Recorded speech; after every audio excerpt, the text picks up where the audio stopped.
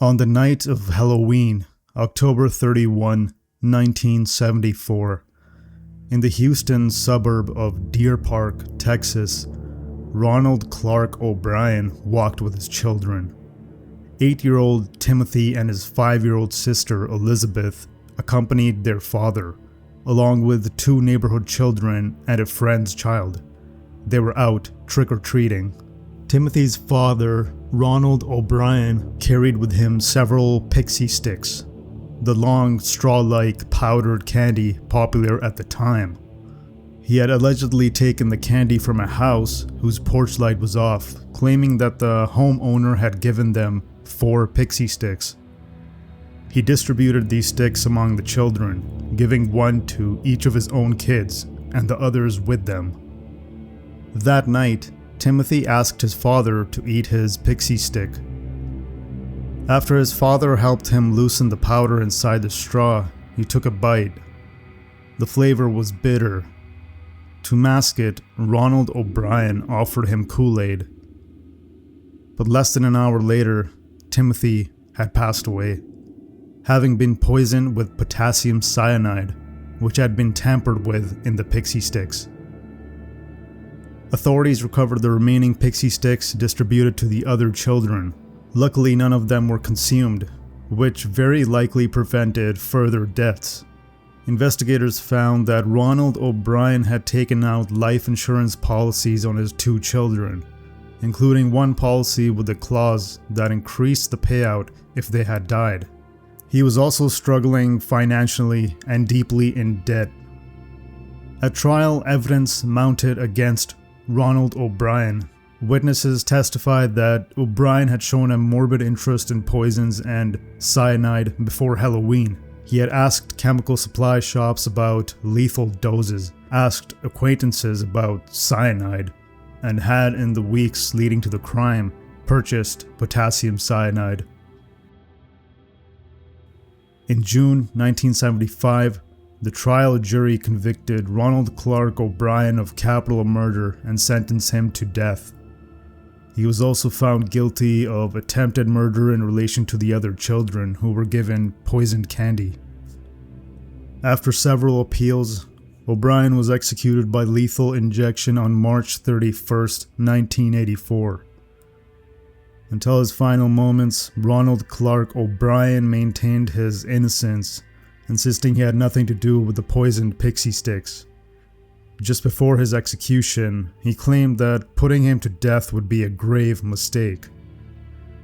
The story of the Candyman killer is still talked about to this day, with people sharing their experiences of the events that transpired in 1974 across different threads on the internet.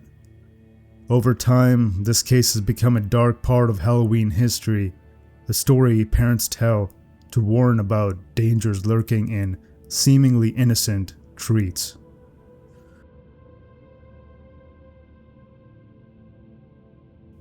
On October 31st, 2011, 18-year-old Taylor Van Diest left her home near the intersection of Colony Avenue and Pleasant Valley Road in Armstrong, British Columbia.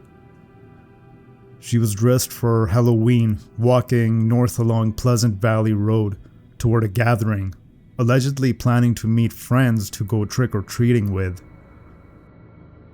As she made her way down the dimly lit street, Taylor became aware of a man following her. She texted a friend as unease set in. Her final message read simply, "Being creeped." When her friend replied, asking where she was, there was no response. When Taylor failed to arrive at the meetup, her friend searched for her, driving around for more than an hour before alerting her twin sister, her mother, and finally the police. At around 8:30 p.m., Taylor was discovered near the railroad tracks that cut through town. She was lying face down, her head resting against a steel pipe. She had been beaten brutally, 6 blows to the head, one of which fractured her skull and caused devastating brain injury. Taylor was rushed to the hospital, but despite efforts to save her, she passed away later that night. The case shocked the small community. police began searching for clues and discovered DNA at the scene. That DNA eventually led to Matthew Forster, a man with a violent history. He was arrested in 2012 and later convicted of Taylor's murder. The tragedy left an unsettling scar. Taylor was just a teenager out for Halloween fun, her last moments overshadowed by violence. Even with the conviction, the case continues to haunt people because of its timing, taking place on a night normally filled with costumes, laughter, and celebration. It's a chilling reminder that even the most ordinary evenings can turn into something far darker than we can imagine.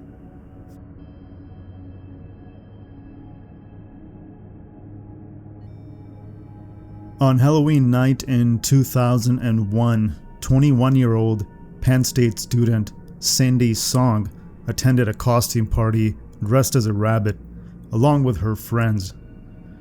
Since it was Halloween night, it was the perfect excuse for college students to drink and party. After the party, she stopped by a friend's apartment to play video games until about 4 a.m. A friend later dropped her off at her own apartment in State College, Pennsylvania. Cindy waved goodbye to her friends as they drove off. That was the last confirmed sighting of Cindy Song. Inside her apartment, her backpack and phone were found, suggesting she had made it home safely, but her false eyelashes, purse, and keys were missing. It looked as if she had left in a hurry or perhaps intended to step out briefly and never returned. Another clue was that Cindy's cell phone was still in her bag. Her friends noted that she never went anywhere without it. According to detectives at the time, Cindy's bunny costume was also nowhere to be found. For years, the case went cold. Then in 2003, investigators received a possible lead. A police informant claimed Cindy had been abducted by a man named Hugo Selensky, who allegedly held women captive in his basement. Later, multiple bodies were discovered on Selensky's property, but despite the shocking find, there was never any solid evidence tying him to Cindy Song. Her disappearance remains unsolved. More than 2 decades later, Cindy's family and friends are still left with a chilling mystery. Whatever happened to her that Halloween night? And why did she step out of her apartment? Where could she possibly have gone in the dead of the night? Perhaps these questions will always remain unanswered, but we can only hope that in the future, more information surfaces regarding this case.